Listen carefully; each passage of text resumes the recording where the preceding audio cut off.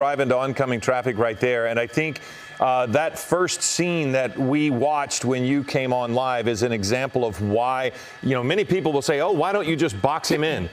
That action he took right there, having been boxed in, shows how dangerous this pursuit suspect is. I don't know that I've ever seen anybody blow through a fence, multiple cars, just that desperate to get away.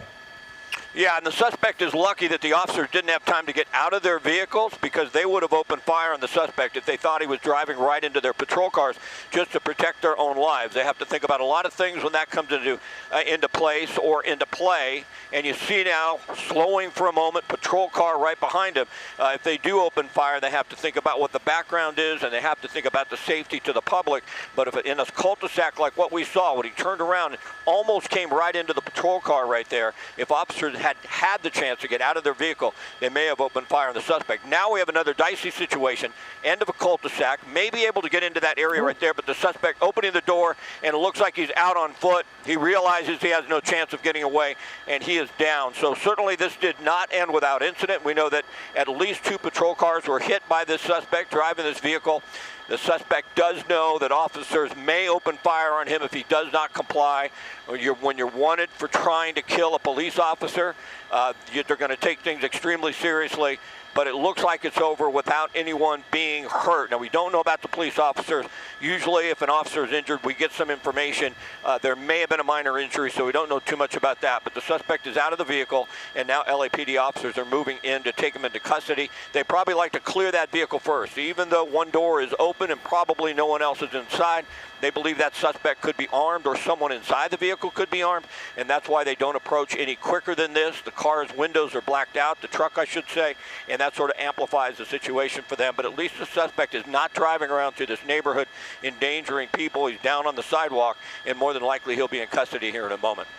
That is a good end to all of this. It's good that it ended relatively quickly. This started about, 10 minutes to 11, that when we first got wind of it, and now, so about a half hour. But he certainly made the roads of Los Angeles extremely dangerous when he was, fleeing from authorities. But again, as you mentioned, he is cooperating. He is, I believe, shirtless. He did seem, when he came out of the car, to be agitated or a little too energetic. I don't know if you noticed that, Phil. He might be under the influence of something. Who knows?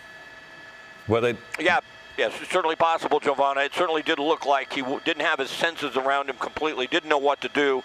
Who knows exactly what had caused him to do that, but fortunately just went straight down. They've cleared the vehicle. The suspect is in custody, but boy, this individual really wanted to get away, was desperate, slamming 2 patrol cars, went into a construction site. We heard it over the scanner. We didn't see it, but slammed through a fence into a construction site trying to get away from officers. It ended here on Ince Boulevard. I think this is the Palms area, if I'm not mistaken, and no one in the public was hurt. We know that 2 patrol cars were rammed. We don't have more information yet on that, but we don't think the officers were injured too badly. If we think just minor injuries right now, but we really haven't got an update on that, so that's kind of speculation. Well, thank you, Scott. We see the suspect getting in the car. We also have a big crash scene where he took out people's cars that were parked in their own driveway. We're going to come right back here in just a moment. Stay with us here on Eyewitness News at 11.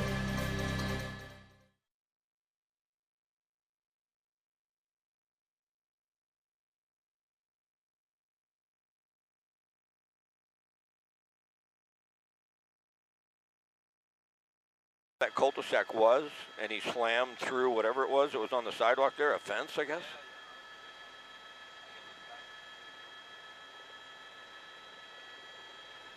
Who else got this? Who else was with us?